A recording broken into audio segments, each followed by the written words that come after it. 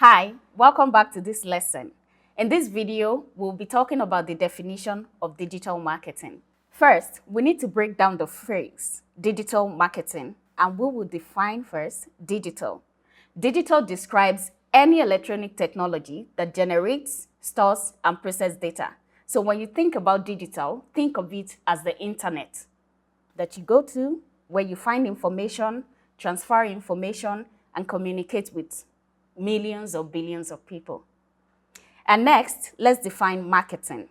Marketing is referred to as the steps or actions that you take or a firm or business to help promote the buying and selling of their product or services. So when you merge these two words, you have digital marketing.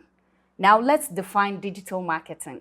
Digital marketing is a means of promoting, advertising a company, a brand, a business, or product and services using electronic, online, or internet mediums such as websites, blogs, social media platforms, mobile apps, or any online channel to achieve a goal or objective.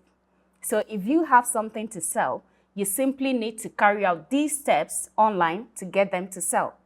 As you know, according to Jeff Bezos, there's hardly anything that won't sell online. All right, I'll see you in the next lesson. Sit tight.